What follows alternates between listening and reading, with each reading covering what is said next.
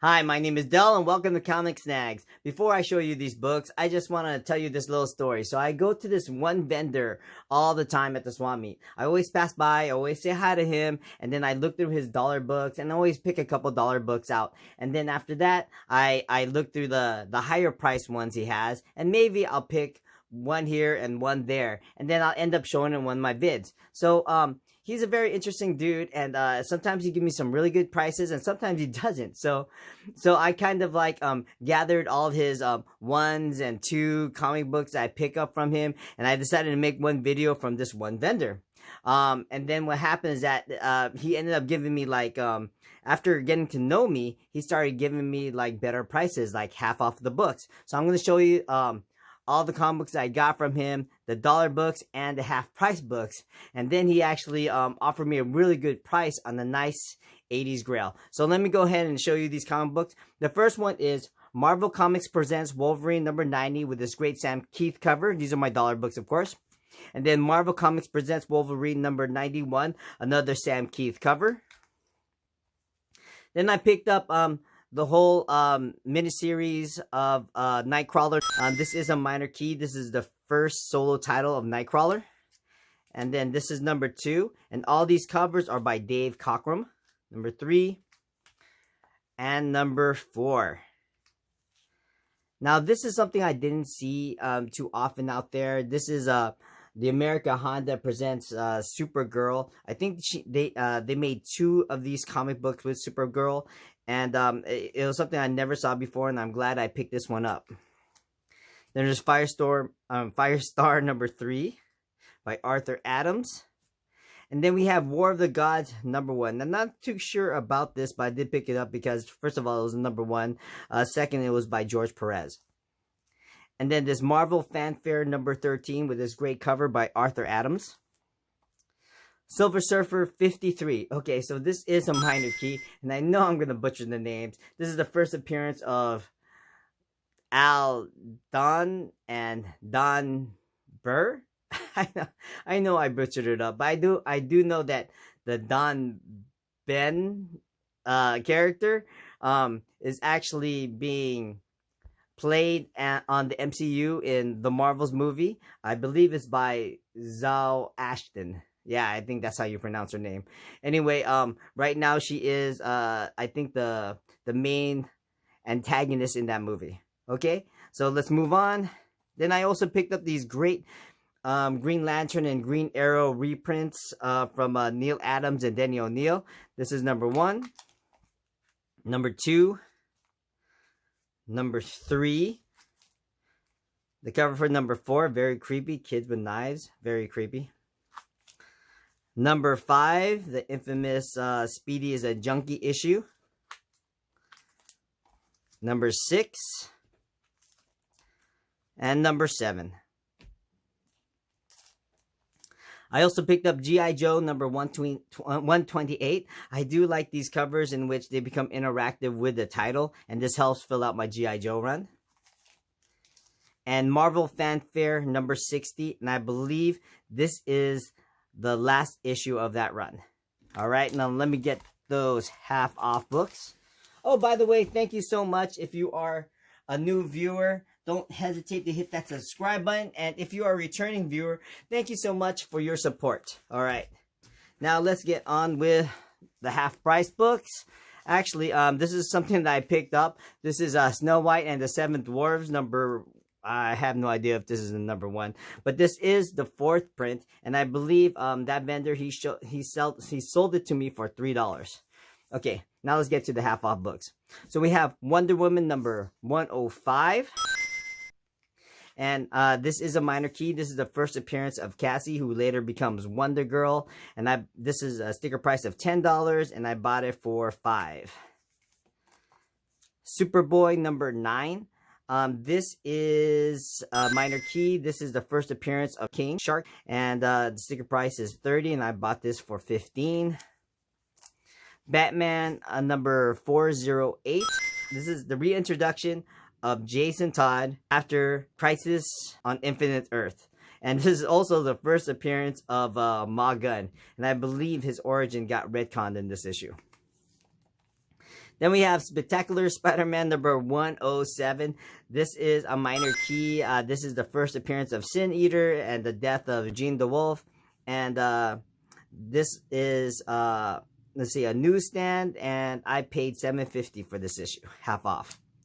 Flaming Carrots Comics number 25. I did buy this for $2.50 because it had this Ninja Turtle lurking in the background, and I wasn't quite sure why he was there, because this is a Dark Horse Comics, and I don't think the Turtles had a Dark Horse. I believe it was Mirage at this time. Then they were at Image, and so I thought it was interesting that they had a turtle in there.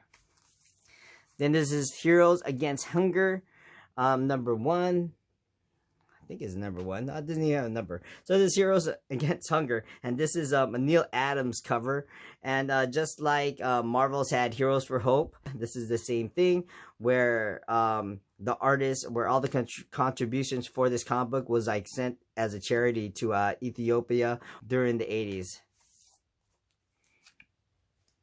And this is the Amazing Spider-Man number 244. This is a newsstand. This is also a minor key. This is the third appearance of the Hobgoblin, and the first appearance of Lefty Donovan as the Hobgoblin. This is Green Hornet number 2. I bought this for $5. Sticker price is $10. This is actually signed by Del Barnes, who is the artist. And yeah, there's the COA right in the back. Another interactive cover is Amazing Spider-Man number 237. Cover in which Stiltman is rising up from the city. I bought this for $5, also newsstand. The Amazing Spider-Man number 258. Okay, first of all, I just love this comic book. It's got a great cover of the two spider suits fighting for Peter Parker. And this is also a minor key. This is where Reed Richards discovers that Spider-Man or Peter Parker's suit is actually a symbiote. I think I pronounced that right. A symbiote. And this is the first full appearance of the Bombastic Bagman. Now, for those who don't know, the Bombastic Bagman is actually my favorite Spider-Man costume out of there. And this is actually a very undervalued issue, in my opinion. This is such a great issue. So in this issue, Peter Parker is actually having a fight with a black cat. Then all of a sudden he reaches out to her and a webbing comes out. So it's kind of struck Peter Parker as being weird, because when he came back from the Secret Wars in Amazing Spider-Man 252, he came back as a black Spider-Man and he didn't have any clothes on him. And so he kind of like wished he had civilian clothes. And all of a sudden, the suit changed into like civilian clothes. And so he was running around for maybe a couple months before this incident with the black cat happened. And he took that offer that Reed Richards gave him to study the suit if he could. So, he finally stops by the Fantastic Four building, the Baxter building. And he does a series of tests, and Reed Richards finally tells him that that the suit is a symbionite. And Peter Parker goes, "What? This thing is alive?" And then as soon as he tries to take it off, the suit tries to crush him, and it takes Reed Richards and the Human Torch to get the suit out of him, and then Reed Richards puts the suit in a canister of some sort. So, with the suit off of him, there's Peter Parker stark naked, and he doesn't want his identity to be revealed, so he's hiding himself, and then he's actually wondering, how am I going to get home? So, Johnny Storm comes up with this idea. It's like, hey, you know what? Thus, the Bombastic Bagman is born. And so, it's actually kind of funny, because he's actually in a original Fantastic Four outfit with a bag over his head. And then in some of these panels, you see Johnny Storm just laughing in the back, and when I was a kid and I was reading this, I thought it was just because of he gave him this really funny costume. But in reality, well, let me get on with it. So Spider-Man ends up going home, right? But because he's Spider-Man, he hears like this mugging or something like that. Then he goes back there and saves the day. And then all of a sudden, all these reporters are rushing him, you know, saying, "Hey, are you the new member of the Fantastic Four?" You know, and other things like that. But then in this one panel, you kind of see why Johnny Storm was laughing at him a few pages ago. It's because in the back, you could actually see a sign that says "Kick Me." He hung this "Kick Me" sign on the back of Peter Parker before he left. And so this is actually one of the funniest comic books I've ever read, and I was laughing so hard that, you know, it like embedded itself into my memory until this day. So yeah. So if you don't have this, this is actually one of my favorite keys. Favorite comic book stories of all time. Amazing Spider-Man number 258. So my next one is Amazing Spider-Man Annual number 19. This is a newsstand, and this is the first appearance of Alistair Smith, or Smythe. And I got this for $7.50. And then Spectacular Spider-Man number 65. This is the second appearance of Calypso. And then The Web of Spider-Man number 24. I believe this is also a minor key, and it is a newsstand. This is the first, the second cameo of Eddie Brock. And this is Spectacular Spider-Man number 87. This is a newsstand, and this is a minor key. This is where Spider-Man reveals himself to the Black Cat. And this is Spectacular Spider-Man number 64. This is a major key, I believe. This is the first appearance of Cloak and Dagger. So I've always loved Cloak and Dagger growing up. I did collect the miniseries and the ongoing series. But, you know, this is actually one of the comic books I was chasing since I was a little kid. I always had the second, third, but this first appearance, for some odd reason, has always eluded me because it's always been like a $100 book. But he actually was selling this for $70. And I had bought it for $35. So I'm really happy to have this in my collection. Next is Spectacular Spider-Man number 23. This is a minor key. This is the first team up of Moon Knight and Spider-Man. It's a newsstand, and I bought it for $10.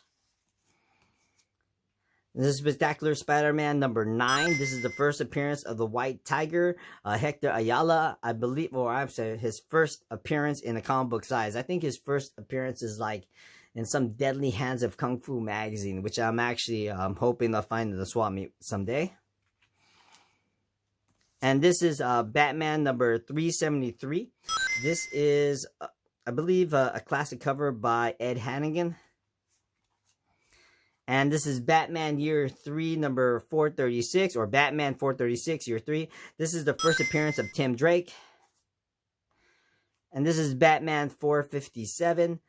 This is another minor key. This is the debut of the new Robin costume. They got rid of the short shorts and actually gave him leggings. This is the Transformers number 2 from the limited series that later become an ongoing series.